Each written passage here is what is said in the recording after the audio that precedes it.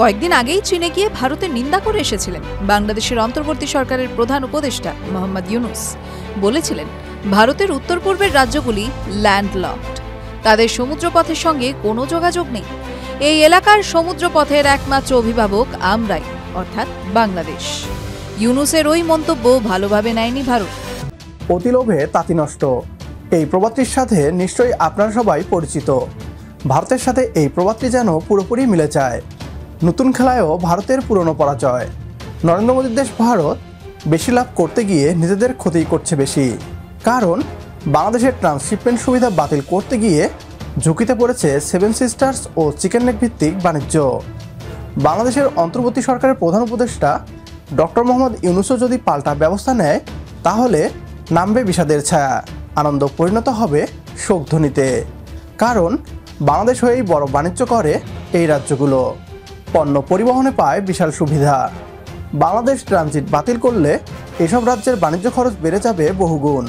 সুতরাং বাংলাদেশের ট্রান্সশিপমেন্ট সুবিধা বাতিল ইস্যুতে বাংলাদেশের খুব বেশি ক্ষতি না হলেও দীর্ঘমেয়াদে বিপদে পড়বে ভারত। বিস্তারিত থাকছে আজকের এই ভিডিওতে। তবে তার আগে আসুন দেখে আসি এ নিয়ে কি বলছে পশ্চিমবাংলার মিডিয়া। একেই বলে শ্যাকরার ঠুকঠাক কামারের এক ঘা। কয়েকদিন আগেই চীনে গিয়ে ভারতের নিন্দা করে এসেছিলেন বাংলাদেশের অন্তর্বর্তী সরকারের প্রধান উপদেষ্টা মোহাম্মদ ইউনুস। বলেছিলেন, ভারতের উত্তর পূর্বের রাজ্যগুলি ল্যান্ডলকড, তাদের সমুদ্রপথের সঙ্গে কোনো যোগাযোগ নেই। এই এলাকার সমুদ্রপথের একমাত্র অভিভাবক আমরাই, অর্থাৎ বাংলাদেশ। ইউনুসের ওই মন্তব্য ভালোভাবে নেয়নি ভারত। বিদেশমন্ত্রী এস জয়শঙ্করের তীব্র প্রতিবাদের মুখে পড়ে ঢোক গিলতে হয় ইউনুসকে। কিন্তু এবার মোদী সরকার যে সিদ্ধান্ত নিল, তাতে বাংলাদেশকে উচিত শিক্ষা দেওয়া হলো বলেই মনে করছে আন্তর্জাতিক সম্পর্ক বিশেষজ্ঞরা। কি সিদ্ধান্ত ভারতের? সহজ করে বললে, 8ই এপ্রিলের পর থেকে ভারতের ওপর দিয়ে আর কোনো দেশে পণ্য রপ্তানির জন্য ল্যান্ড কাস্টম স্টেশন বা শুল্ক কেন্দ্র ব্যবহার করতে পারবে না বাংলাদেশ। এতদিন এই সুবিধার মাধ্যমে বাংলাদেশ নিজস্ব পণ্য ভারতে নিয়ে এসে এখানকার বন্দর ব্যবহার করে তৃতীয় দেশে পাঠাতে পারত। এটি দীর্ঘদিন ধরেই চলছিল। বাংলাদেশের সামগ্রী বিশ্বের অন্যান্য দেশে রপ্তানির জন্য এই ট্রান্সশিপমেন্ট সুবিধে প্রত্যাহার করা হলো। এর জন্য কেন্দ্রীয় পরোক্ষ কর ও শুল্ক বোর্ড 2020 সালের জুন মাসের একটি নিয়ম বাতিল করল, যা বাংলাদেশের পণ্য ভিন দেশে রপ্তানির জন্য ভারতীয় বন্দর ও বিমানবন্দরের ল্যান্ড কাস্টম স্টেশন ব্যবহার করতে দিত।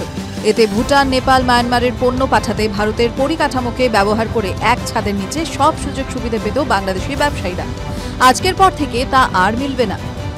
ফলে বাংলাদেশি ব্যবসায়ীদের এবার থেকে ওই সব দেশে পণ্য পাঠানোর ক্ষেত্রে অনিশ্চয়তা বাড়বে, সময়ও বেশি লাগবে, খরচও বেশি হবে। বাংলাদেশের জন্য কি প্রভাব পড়বে?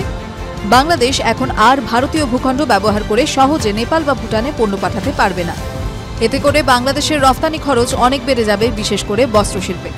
বাংলাদেশকে সমুদ্রপথ বা আকাশপথে রপ্তানির বিকল্প ভাবতে হবে, যা তুলনামূলকভাবে ব্যয়বহুল। লজিস্টিক সমস্যা ও সময়ে পণ্য পৌঁছতে দেরি, ফলে প্রতিযোগিতায় পিছবে। বিদেশ মন্ত্রক জানিয়েছে, ভারতীয় বিমানবন্দর এবং বন্দরগুলির এলসিএসগুলিতে বাংলাদেশে পণ্যবাহী ট্রাক শিপমেন্ট এসে ভিড় জমাত। এতে ভারতীয় ব্যবসায়ীদের অতিরিক্ত সময় ও টাকা খরচ হচ্ছিল। ব্যবসায়ীদের মতে, ভারতের এই এক সিদ্ধান্তে বাংলাদেশের পণ্য রপ্তানি ও ব্যবসায় ব্যাপক প্রভাব পড়তে চলেছে, বিশেষত ঢাকার বস্ত্র রপ্তানি এতে প্রত্যক্ষভাবে প্রভাবিত হবে। এতদিন ধরে ট্রান্সশিপমেন্ট সুবিধা ব্যবহার করে ভুটান, নেপাল ও মায়ানমারে প্রচুর পণ্য পাঠাতো বাংলাদেশ, বিশেষত জামাকাপড়। ভারতের মাটি, বায়ুপথ ও বন্দরের এলসিএস ব্যবহার করে অনেক কম খরচ ও কম সময়ে ভিন দেশে পণ্য পাঠাতো বাংলাদেশ। কিন্তু এবার সেই সুযোগ বন্ধ হলো।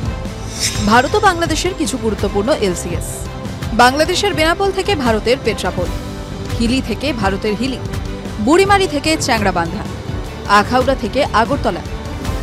কিন্তু সম্প্রতি চীনে গিয়ে নিজের পায়ে নিজেই কুড়োল মেরে এলেন ইউনুস। অনেক বড় বড় কথা বলে এসেছেন। নিজেদের সমুদ্রের অভিভাবক বলে চীনকে বিনিয়োগ করার জন্য আহ্বান জানান। বলেন, বাংলাদেশে আসুন, ব্যবসার জন্য প্রচুর জিনিস বানান, বিক্রির জন্য বাংলাদেশের বাজার উন্মুক্ত করে রেখেছি। চীনের সঙ্গে বাংলাদেশের এই দোস্তি শুরু থেকেই ভারত ভালো চোখে দেখেনি। তারপর যখন শিলিগুড়ির চিকেন স্নেকের কাছে বাংলাদেশের মাটিতে চীনকে বিমান ঘাঁটি তৈরির আহ্বান জানিয়ে বসেন ইউনুস, তখন ভারত আর চুপ করে বসে থাকেনি। ভারতের এই সিদ্ধান্ত বাংলাদেশের রপ্তানিতে কতটা প্রভাব ফেলে, সেই উত্তর সময় দেবে। TV9 Bangla digital. অর্থনৈতিক বিশ্লেষকদের মতে দীর্ঘমেয়াদে ভারতের এই সিদ্ধান্ত তাদের জন্যই বেশি ক্ষতিকর হতে পারে। তাদের রাজস্ব হ্রাস ও আঞ্চলিক ভাবমূর্তি পড়বে ক্ষতির মুখে। ইতিমধ্যেই বাংলাদেশের ব্যবসায়ীরা বিকল্প বের করে ফেলেছেন। সেই সাথে শাহজালাল আন্তর্জাতিক বিমানবন্দরের তৃতীয় টার্মিনাল চালু হলে বাংলাদেশ থেকেই কার্গো হ্যান্ডেলিং সক্ষমতা বেড়ে যাবে কয়েক গুণ। এর ফলে বিদেশ নির্ভরতা কমে যাবে। বিশেষজ্ঞরা মনে করেন, ভারতের ট্রান্সশিপমেন্ট সুবিধা প্রত্যাহারের ফলে বাংলাদেশের বাণিজ্যে বড় ধরনের বিঘ্ন ঘটার সম্ভাবনা নেই। তারা মনে করছেন, বাংলাদেশ ট্রান্সশিপমেন্ট সুবিধার উপর খুব বেশি নির্ভর করে না। তবে মাঝে মাঝে ঢাকা বিমানবন্দরের উপর চাপ কমাতে এই সুবিধা ব্যবহার করা হয়। ফলে এই সুবিধা বাতিল বাংলাদেশের বাণিজ্যে উল্লেখযোগ্য ব্যাঘাত ঘটাতে পারবে না।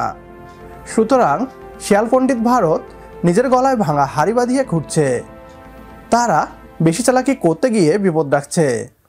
অনেকেই মনে করছেন, ঢাকাকে চাপে ফেলতেই দিল্লি এই কুটচাল চালছে। তবে তারা কোনো রকম সুবিধা করতে পারছে না, উল্টো নিজেদের কাঁধেই বিপদ ডেকে আনছে। এমনটা যদি আপনিও মনে করেন, তাহলে কমেন্ট বক্সে ইয়েস লিখে জানিয়ে দিন আমাদের। সেই সাথে ভিডিও শেয়ার করে দেখার সুযোগ করে দিন আপনার বন্ধুদের। পরবর্তী ভিডিও দেখার আমন্ত্রণ জানিয়ে বিদায় নিচ্ছি আজ। আল্লাহ হাফেজ।